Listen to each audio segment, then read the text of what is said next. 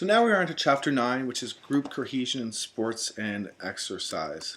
Some of the chapter objectives are to explain why the study of group is important, to define group dynamics, to identify group processes associated with group effectiveness, to define group cohesion, to explain how to measure group cohesion, to describe conceptual model of group cohesion, and to explain correlates of group cohesion. So groups form a large part of our lives, and the field has emerged that focuses on group behavior. And I think anybody who is in university understands from working in a group that group dynamics is a highly important part that's not just in the field of sports psychology, but a part of our lives as we go forward in our careers. So group dynamics is defined as the field of study that focuses on gaining knowledge about the nature of group and their development. And implicit about the description is the idea that groups are different from mere collection of individuals. They form a completely different set of rules than we would look at someone on the individual level. Now, the term assembly effect refers to variations in group behavior that are a function of the particular combination of individuals in the group. And Rosenberg and colleagues, they found that individuals contributed differently to a group's outcome depending on the particular other individuals for whom they were grouped. So groups interplay from each other. It's not just an individual thing, that people behave differently than they do individually when they are in groups. The communication is, a key group process that involves, in team effectiveness and how a group can communicate. And obviously this is important in the sport context. For example, the text gives a failure of a linebacker and a defensive lineman to communicate on a stunt may be the difference between a quarterback sack and a big play from the offense. So, group cohesion is really, really, really important. A positive relationship between communication and group cohesion has always been demonstrated within the exercise groups. And to enhance communication in sports teams, Karen and Eyes have suggested a number of strategies, such as providing opportunities to socialize outside of the actual sports event, to increase comfort levels among players, arranging the dressing room so that the players are close enough to talk to each other easily but still have their personal space, to encourage players to modify any dissenting ideas, and to promote cooperation between the two. Now, cohesion is a dynamic process which reflects tendency for a group to stick together and remain united in the pursuit of its instrumental objectives and or for the satisfaction of member affective needs. So the group tends, if you spend a long enough time in a group, tend to form a cohesive group no matter what, even if there is a dissenting group. There is a psychological principle that eventually a group will find their cohesive kind of strategy or their way of doing things. Cohesion has been described as the most important small group variable, and this suggestion makes sense when one considers that most researchers who use the term cohesion agree that it refers to the degree to which members are motivated to stay in the group rather than separate themselves from it. And there is a recognition that cohesion is the glue that keeps the group together, and that might be enough justification to examine this construct, but there are other important reasons. One of the most important reasons is that the study of cohesion has revealed that enhanced levels of cohesion are associated with key outcomes from both the individual and the team in the sports setting. And consider the recognition of the importance of cohesion from team outcomes by one of the most best individual basketball players of all time. And Michael Jordan said, "Naturally, there are going to be ups and downs, particularly if you are trying to achieve at a high level. But when we stepped between the lines, we knew what we were capable of doing." That's an important concept there, that no matter what was going on personally or relationally between the players, as soon as they stepped on the court, they knew that they had a cohesive understanding of what their goals were. So looking at the nature of group cohesion, there are 4 characteristics. There are some general understanding that cohesion is the glue, again, that binds members in the group. And over the years, cohesion has been defined in various ways, including, attraction to the group, the level of motivation evidenced by group members, and the coordination of group members. And Fessender suggested that there are many reasons why individuals would want to remain in a group, including attraction to other members in the group, and again, the specific activities of the group and the prestige of the group. And so when we look at, the cohesive characteristics, cohesion is dynamic. It's not static. And reasons for cohesion can change over time. And for instance, from a sports perspective, team members may be drawn to a team in its early stages because it is very task-oriented, but stay within the group because they've all become good friends. So what originally would put you into the group doesn't always mean the reason why you stay. Secondly, factors that hold groups together are varied and numerous, and they're multidimensional in nature. And factors may vary between groups. This definition reflects the fact that the factors that hold group together can be varied and numerous, and they vary between groups. For instance, there could be two highly cohesive intramural hockey teams that are being held together for very different reasons. On the first team, the members remain in the group because the team is highly united around winning the intramural championships. That's a task reason. But the other team, the members may stay together because they not because they will win games, let alone the championship, but they are very socially compatible, and this is again a social reason. So the factors that hold groups together are varied and numerous, and important to sometimes distinguish between the two. What originally would bring you into a group is not always going to remain the same, and what holds that group together may be a different goal than another team. So it is instrumental in nature. This characteristic reflects the most basic of facts, namely that all groups form for a reason. There is a reason. There's an instrumental reason why a group is formed, whether it be to win, whether it be for a social interaction, whether it be that you all are in the same area and you develop a team together, or it could be that you are put in a group by a professor and you have to work together, or in the real world when you get into group work, you are all there for a goal that you've defined, to produce work and then get paid for that work. And there are effective reasons, which are strong emotional ties among group members. And I think this is an important one because it looks at the emotional side of it. Outside of the instrumental reasons for members remaining in a group, sometimes groups stay together because there are strong emotional ties among the individuals in the group. A curling team may stay together because the members make the group. For instance, they may laugh, they may feel comfortable, and they create a bond. Likewise, members of a football team that's described in your text may form a tight bond because they have all gone through a grueling initiation process in which those who could not take it quit, and those who made it through and actually made the team develop a greater respect for one another just by going through that process. Now, looking at measuring group cohesion, there are general measures to assess cohesion. There are these measures have been assessed variables such as social and leadership choice, as well as sociograms that capture the task of social relationships within a team. And graphic representations of the patterns of intermember relationships are depicted through sociometry, which is a research technique that's developed. It's graphical, it's mathematical, and used to summarize patterns of the intermember relationships.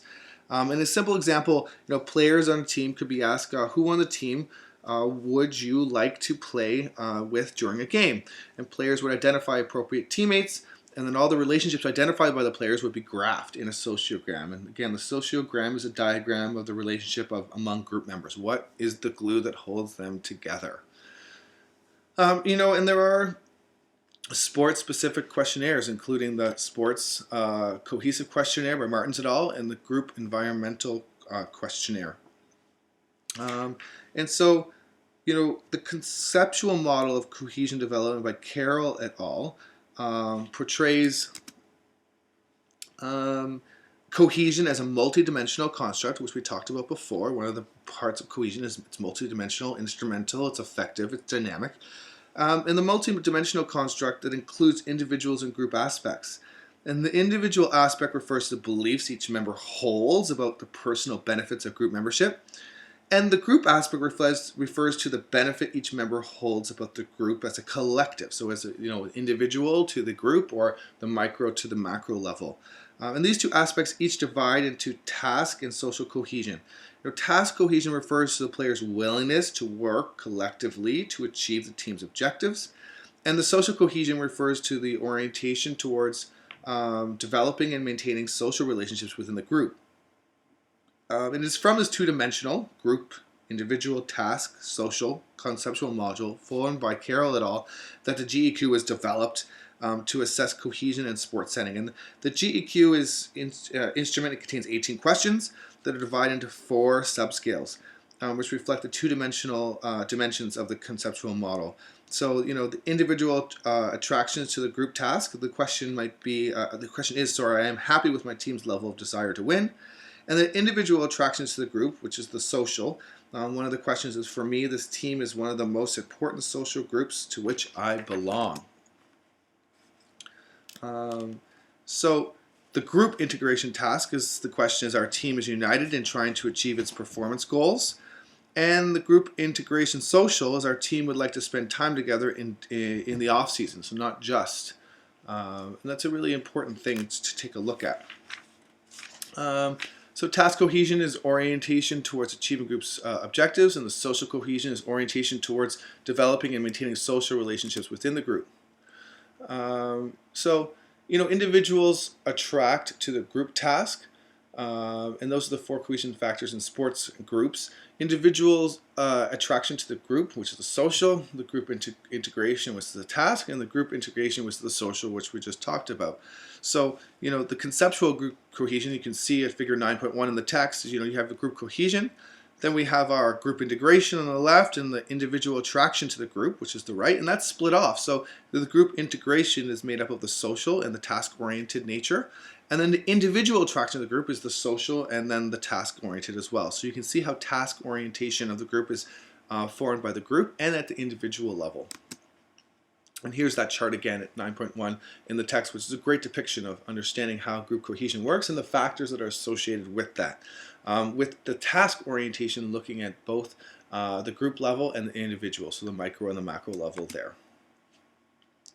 Now, the general framework for the physical activity group environment questionnaire, and that's Estabrook and Karen, and it assesses cohesion in the exercise setting. And here's that where cohesion in sports and teams, and there's a leadership factor, which we all know, and we've been in a group, there sometimes forms a leader, and that way that leader actually forms in the group is highly important. There are personal factors, how I think about the group, excuse me, things that I'm going through personally. There are team factors, maybe there are weaker teams, stronger teams, what the relationship is between those. And then there are always going to be environmental factors. And we know environmental factors are a major thing. If we look at curling, just the way that the ice is made up is highly indicative of how the rock is going to go across the ice. Really, really important factors. Even in hockey, how soft the ice is really going to matter. The same thing for figure skating, how warm the arena is. All these kind of environmental factors are going to play into how the cohesion of its team will come together. So, let's look at some of those environmental correlates besides just the environmental. So, group size. The researchers have had a long-standing interest in the association between group size and cohesion. How big the group is, how quickly it forms based on how many numbers there are. And for the most part, an inverse relationship has emerged between cohesion and group size, both generally and specifically within sports and exercise. And in terms of examining groups generally, the result of a meta-analysis, which is taking all the studies together that have been done and then kind of analyzing them statistically, that was led by Mullen and Copper in '94, it concluded that the smaller the group, the greater the level of cohesion. So we lose more cohesion as the group gets bigger, and that makes sense because there are a lot more factors that are come into play at that point. So the smaller the group, the greater the level of cohesion. That's the inverse relationship. So specific activity setting. Another environmental factor that's been associated with cohesion in a specific setting or context in which the activity occurs is, and we talked about previously that cohesion is perceived to be a multidimensional. And then, so it must be expected that the factors that hold a group together might change across situations. And given that individuals likely come to from different situations and backgrounds with different expectations, One might think, whether a specific setting or context would affect the perceptions of cohesiveness that develop. And research in that sports setting suggests that this may be the case. For example, Granito and Rainey in 88, they found that high school football players endorsed task cohesion significantly more than university football players. And the effect of context on cohesion, also appears to play out in the exercise setting. And, in one Canadian study, the type of exercise context, like in the university versus a private fitness club, changed the relationship between cohesion and adherence to an exercise program. And what specifically was about that in the university context, those attending regularly reported perceiving greater levels of task cohesion in the class than did eventual dropouts. And on the other hand, regular attendees in the private club context held greater perceptions of social cohesion than did eventual dropouts. So what you perceive even if it's not true, has a high impact on whether or not you stay in a group or more adherence to what the group's factors are. So, anybody who's been in a group understands that leadership style is a huge correlate, and it's a very important part. Leaders it's a skill that one can learn, but how you effectively lead is going to change things. And so a leader's behavior is assessed through leadership scale for sports, the LSS. So, in the leadership literature, examining the relationship among specific leader behavior patterns and criteria, such as member satisfaction and performance, have been important in determining leadership effectiveness. So training and instruction, skill, instruction, techniques, and tactics, clarifying relationships among team members, and structuring and coordinating team members' activities are all really, really important parts of understanding a leadership's behavior. So, when we look at training and instruction are captured in behaviors by the coach geared to improve the team member's performance by emphasizing and facilitating hard training, providing instructions and skills. We look at social support, on the other hand, involves leader behavior characteristics by a concern for the welfare of the individual athletes and, fostering a positive group atmosphere. And the warm relationship with team members is also a factor there. And finally, behaviors by the coach that reflect an athlete by recognizing and rewarding strong performance, we know that reward center, is categorized as positive feedback. Several sports studies have demonstrated that coaches who were perceived to engage in training and instruction, social support, and positive feedback had teams that were just more socially and more task cohesive. And so leadership decision style, really important factor here, decision style is a degree to which subordinates participate in decision making. Those decisions, much of the examining leaders' decision styles in the sports setting has used the LSS, as we talked before. And it includes a 2 decision style subscale, the autocratic style. It signifies behavior by the leader that involves independent decision making and stresses personal authority on the part of the leader. And this translates into leaders making decisions alone. Okay. Now we look at democratic style. Conversely, it looks at behavior by the leader that allows greater participation by the athletes in decision relating to team goals, practice methods. It gets them more and more involved in that decision-making process. And there seems to be some consensus in the cohesion literature that the more democratic the leadership style, the greater the tendency for cohesion to develop. And you can see how psychologically that would work. The more you engage your members, the more that they feel like they're part of a team, part of the decision making, the more they're going to buy into whatever decision is going to be finally made. And that affects how cohesive the group is going to be. Similar to coaches, results indicate that the perception of the athlete leaders engaging in the behaviors of training and instruction and social support were associated with higher levels of both task and social cohesion. So even the idea that you think that that's going to happen is going to reflect whether or not that's true or not. And based on the studies, it appears that cohesion of a team is associated with specific leadership behaviors and styles. So cohesion within a team tends to be associated with athlete leaders and coaches who allow athletes input into team decisions. It exhibits positive feedback and provides solid instruction and training. So when we look at transformational leadership, so leadership correlates team building activities are really, really important. The team building are programs that increase the sense of team unity and cohesiveness and enable the team to work together more smoothly. Whereas indirect team building is intervention filtered through the coach or exercise leaders, and it's done by a third party. Excuse me. And then direct team building is intervention specialists work with the team. And you can see how all these things were really, really important.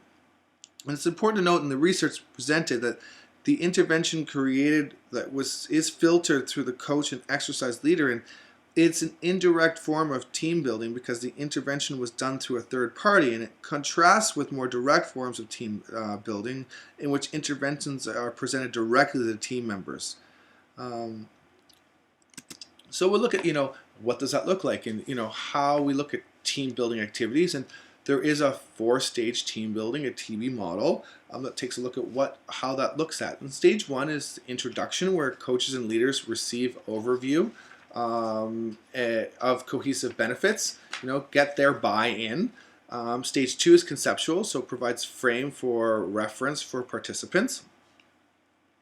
So in that first stage, coaches hear about the relationship between perceptions of cohesiveness and improved team outcomes. So you're looking for buy-in from the coaches at that point, because they're typically the biggest leader on the team, and once their buy-in, the rest of the team will typically follow.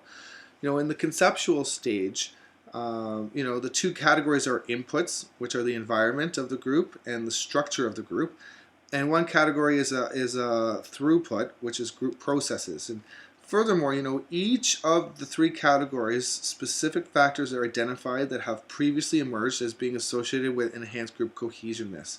The conceptual model that is used is the Karen and Spink team building program in the exercise setting, and it's presented in figure 9.3, which we'll get to. So stage 3 is the practical stage, okay? And that's coaches develop practical strategies for their own group setting. They'll tailor their strategies specific to what the team needs, etc., what they figure is their weaknesses and strengths. And then lastly is the intervention stage, where coaches take development team building protocols into the group and actually put them into place. So this is where the coach is getting buy-in to how to make more cohesive team by using their leadership to influence the rest of the team. So the first 2 stages are conducted by TB professionals, and then the 4th stage involves coaches implementing the team building formulated strategies. And so, for entire season, the results resulted in higher perceptions of cohesion. These are some of the results of this kind of model and how it's implemented. And players bond during activities and improve ability to work as a team. And then team building enhances cohesion. So the more you focus on team building, the more cohesive. And we see this even in in leadership getaways that big companies have, where they get their groups, their offices to go, and they split up into groups and or their working groups, and they get them to go through certain tasks that are really difficult and get them to bond together over a common goal. So we need to look at hazing, because it is something that was really, really big that happened in the sports world. It is the use of harassment, abuse, or humiliation to initiate new group members. And it actually took a page from the team building and understanding that when people go through a certain high risk activity, they'll tend to bond more. That's shown not to actually be true, but that's where that came from. And so teams who did more hazing type activities were less cohesive than those who did not. So I think that's a really important factor to understand, that hazing does not help group cohesion as it once thought. So personal characteristics, individual adherence. One relationship that has been extensively examined in the exercise setting is one between perceptions of group cohesiveness and individuals' adherence. And a series of studies, a greater sense of group cohesion, which is the primarily task-oriented, was associated with improved adherence behavior across both structured exercise settings. So classes you sign up for, such as a spin class, and unstructured exercise settings, no sign-up required, such as going for a run with a fellow student or coworker. And so the research in the area of team building has also shown that adherence affects wherein those in the classes exposed to the team building interventions exhibited better adherence than those not in the team building groups in youth. So to summarize, research findings have revealed that cohesion is related to a wide range of adherence measures, and relationship between cohesion and adherence have been found in youth and adults. And lastly, research has demonstrated that cohesion can be enhanced in exercise classes through team building interventions delivered by exercise leaders. So, relationship with individuals is exercising freely versus being told by a health professional. And that's going to actually enhance, group cohesion for sure. And intention to return. Relationship between cohesion and in-group adherence may measure intention to participate further on teams in male and female team sports settings. So knowing that someone's going to return is going to help as well. And it gives you kind of an impetus to want to form relationships that aren't just going to go by the wayside. And individual effort. It's been suggested that individual adherence can manifest itself in other behaviors such as apathy and reduced work output, which could be constructed as a form of effort. And in one study, it examined the relationship between cohesion and work output, or the effort, using participants from a variety of sports, and they found that work output, or measuring by percentage of maximum oxygen consumption, was greater for athletes who held higher perceptions of the task cohesiveness of their team. So that you are going to put more effort in when you actually find that there's more cohesion in your group. And social loafing, we all know if we've ever worked in a group that there are times where there are people that are socially loafing, and it's a reduction in individual effort when individuals work collectively compared to when they work alone. So they tend to rely on other group members to do the work for them. And individuals tend to loaf when in groups, and the effect occurs consistently across many populations and with many different tasks. So you can see how the more someone gets away with it, the more likely they are to engage in it. An individual sacrifice, another interesting personal variable, we're looking at personal variables in group cohesion, is that has been related to cohesion is the sacrifice that individuals are willing to make for the group. And, from an intuitive perspective, you could expect that individuals would want to remain in a group where team members make sacrifices for the group. But Holt and Sparks examined the factors that members of a collegiate soccer team identified as contributing to team cohesion over the course of an 8-month season. And one key theme that kept coming up when they identified as contributing to team cohesion was personal sacrifice by team members. So individual and teammates' sacrifice contribute to team tasks and social cohesion. And even the perception that someone is giving up something, their time, their energy, their weekend, in order to provide for the group, there's going to be an idea that there's more cohesion in that group. And internal sacrifice made by individuals and teammates have powerful effects on cohesion. So the first dimension reflected the distinction between internal sacrifices, so playing another position, and external sacrifices, lowering work commitments to allow for more team practices. And the second dimension is captured as the distinction between an individual social sacrifice, so it says I gave up my social life for the team, and teammates' social sacrifices, my teammate gave up their social life. So you can see how those individual sacrifices, how they're perceived, is going to create more social cohesion within a group. And self-handicapping. So these are using strategies that protects one's self-esteem by providing excuses for forthcoming events. So, what the individual brings to the group can also affect cohesiveness. If you have ever remarked to a teammate before a big game that you may not play well because you were up all night with a cold, you may be using the self-handicapping strategy. According to Jones and Burgess in 1978, self-handicapping involves using strategies that protect one's self-esteem by providing excuses for forthcoming events. And we looked at that in Chapter 5. This is done by providing explanations wherein potential failure can be attributed to external factors. I was up all night and I'm not prepared, as opposed to internal factors such as I wasn't practicing enough or I did not provide enough rest. And we tend to do that generally as humans. We like to look for exterior factors for our behavior rather than internal factors. So the correlates of group cohesion, is team success. Given the insight provided by research and the claims by coaches and athletes, about the proposed association between team cohesion and team success, it may come as a surprise that the research findings in this area have been mixed. There are studies showing that greater levels of team cohesion lead to success to intercollegiate ice hockey, and studies have shown that less levels of team cohesion lead to success in international rowing teams.